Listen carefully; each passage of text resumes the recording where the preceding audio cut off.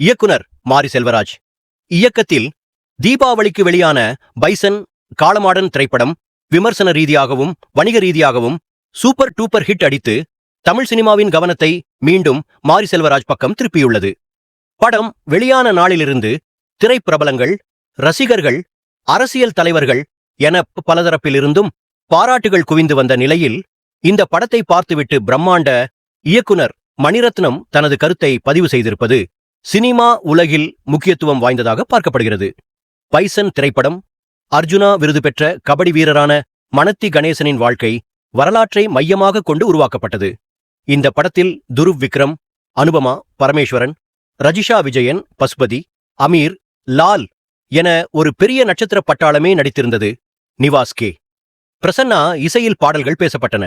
தென் மாவட்ட இளைஞர்களின் வாழ்வியலையும் குறிப்பாக கபடியை ஒரு சமத்துவத்தின் களமாக கொண்டாட்டத்துடன் காட்டிய விதமும், சாதிய ஒற்றுமையை ஆழமாகவும் காத்திரமாகவும் பேசிய விதமும் முந்தைய மாரி செல்வராஜியின் படங்களைப் போலவே இந்த படமும் சிறப்புக்குரிய ஒன்றாக கொண்டாடப்பட காரணம்.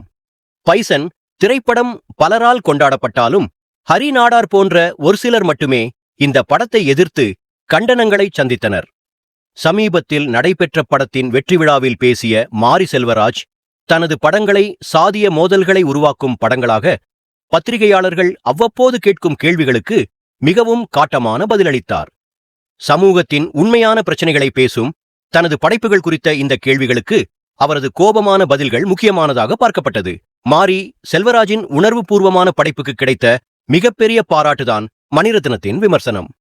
இயக்குனர் மணிரத்னம் பைசன் படத்தை பார்த்த பிறகு மாரி செல்வராஜுக்கு ஒரு நெகிழ்ச்சியான பாராட்டை கூறியிருக்கிறார். இப்போதுதான் நான் பைசன் படத்தை பார்த்தேன். படம் எனக்கு மிகவும் பிடித்துள்ளது. இப்படியான படத்தை கொடுத்த நீங்க தான் உண்மையான பைசன். உங்களது படங்களை பார்க்கும்போது பெருமையாக உள்ளது. தொடர்ந்து இதுபோல படங்களை கொடுத்துக் கொண்டே இருங்கள். உங்களுடைய படங்களும் குரலும் தமிழ் சினிமாவில் மிகவும் முக்கியம். மணிரத்னம் தனது முதல் படமான பரியேறும் பெருமாளிலிருந்து தனது படைப்புகள் அத்தனையையும் பார்த்து பாராட்டி ஊக்கப்படுத்துவதாக கூறிய மாரி செல்வராஜ், உங்களது அத்தனை வார்த்தைகளுக்கும் என் நன்றியும் பேரன்பும் எப்போதும் சார் என்று பதிவிட்டு தனது நன்றியை தெரிவித்துள்ளார்.